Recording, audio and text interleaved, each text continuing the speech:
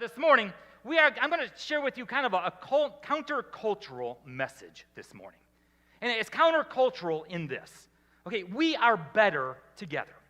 And I want to talk to you this morning about Christian community, being together with one another. And the reason that that's countercultural is our culture, we idolize being independent, don't we? I mean, we idolize being self-sufficient, being independent. I mean, some of our modern-day artists, they sing about me, myself, and I. We have the Declaration of Independence. We honor the Lone Ranger, whether it is the 1957 version of the Lone Ranger or the 2013 version of the Lone Ranger. I mean, we've got iPhones and MySpace. You know, we prioritize hard work. If you want it done right, do it yourself. Pull yourself up by the bootstraps. It's all about me. And if you want to succeed, once again, it relies upon me. And none of that's bad, right? I mean, we idolize self-reliance.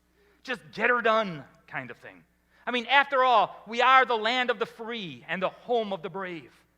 And once again, there's absolutely nothing wrong with that if it's in balance.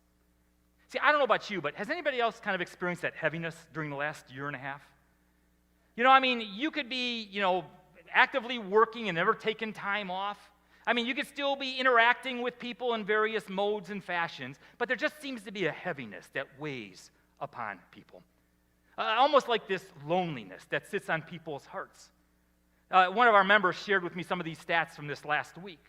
28% of men, nearly 1/3 of men under the age of 30, report having no close social connections. I mean, 1/3 of men don't have a social friend or a close social connection. Research tells us, men, if you've got friends, it's all because of your wife. Most men, we don't make friends after high school. Again, the research says that 18%, nearly 1/5, 18% of the public had no more than one person outside of their immediate family that they could rely on and ask for help. See, we're self-reliant, but we need to understand that we are also interdependent. We need one another.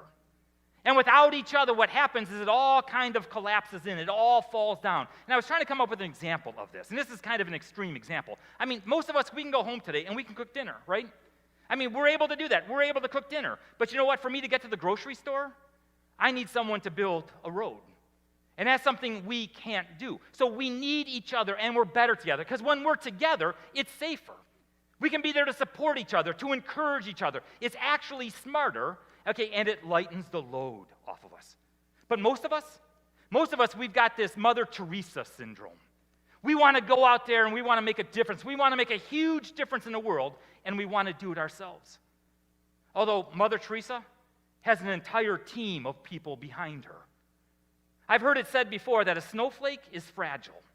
A single snowflake in your hand will last but a moment. But when there's a whole bunch of snowflakes together, it can stop a city. All right, so yes, we're self-reliant, we're independent, but when we're so unbalanced in one way, well, then we become frustrated. We become lonely. We become upset. We need each other, and all throughout Scripture, we were created for interdependence. For example, in Acts chapter 2, verse 44, this is what the Scripture says. All the believers were together, and they had everything in common. Now, that Greek word, remember the New Testament was written in Greek. The Greek word for together is koinonia. Okay, the believers had koinonia. In other words, they weren't just together. This wasn't just a social gathering or a time to be together for a few moments once a week. In other words, they were committed to one another. They were wholeheartedly devoted to each other. There was this oneness, this common sharing in the gospel and in faith and in action. They did life together, and it all starts with God's grace. Because grace changes everything.